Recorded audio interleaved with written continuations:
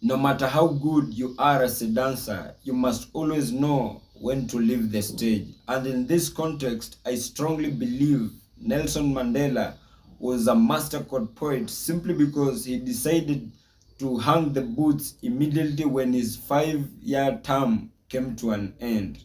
Cristiano Ronaldo does not want to come to terms with the reality that his age is long gone and he cannot be as industrious as he was in his prime age of 20 to 26.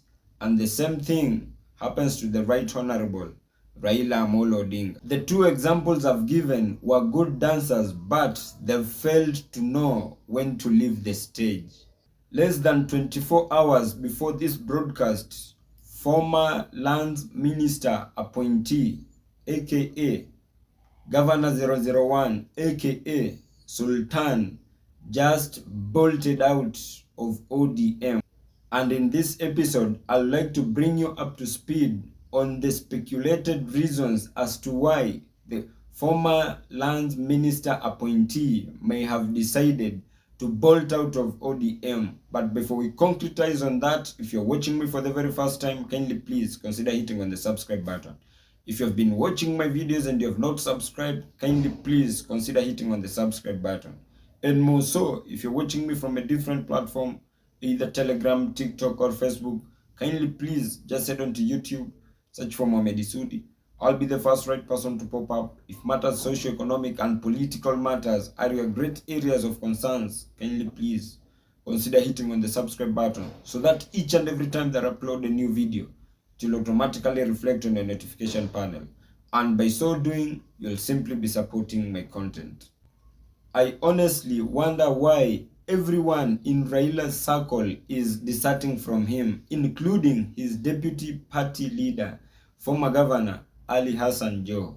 And on to my first reason as to why I strongly believe the former governor might have decided to bolt out of ODM is that he may have sat, strategized, and looked at his political future and saw that there was no any future with him remaining in ODM, simply because times above numbers I've always said that the Right Honorable Raila Amolo Odinga has never and shall never show any interest in handing over the mantle to any youthful leader. And the youthful leaders include Governor Joho, Simba Arati, and Babu Owino.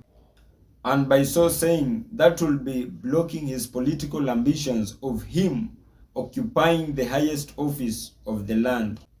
Because waiting for the Right Honorable to hand over the mantle and endorse any other youthful leader to vie for the presidency, that is more of equivalently to waiting for the ship at the airport. So he had no any other option but to bolt out. Another reason that I strongly believe may have forced the former governor resign is that their Azimio alliance was only validated if the Right Honorable Raila Amolo Odinga occupied the highest office of the land. And now that he lost fair and square, I strongly believe he sat and strategized and saw that there was nowhere the alliance was heading, and sooner or later the alliance would scatter completely. Just the same way the NASA coalition scattered, that is exactly the same path that the Azimio party has taken. And just the same way Coalition of Reformed Democracy died, that is exactly the same path and direction that the Azimio coalition has taken. So he couldn't wait for him to drown with the party, but instead jump ship so that he can secure his political future.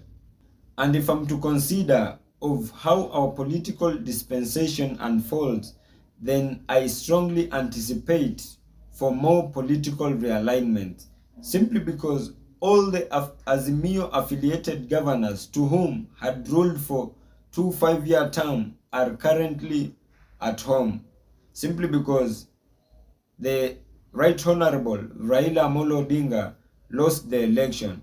And in this context, if Ruto's government decides to put their interests at hand, then I strongly believe they will all defect from Azimio to UDA or Kenya Kwanza.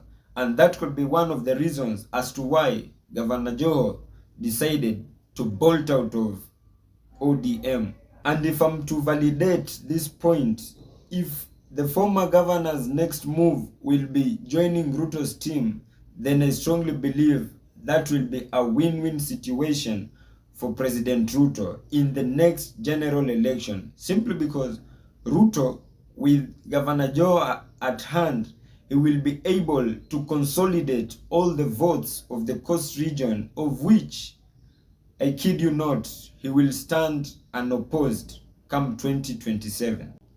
And another reason why he may have decided to bolt out of ODM is that he may have failed to withstand pressure from the government.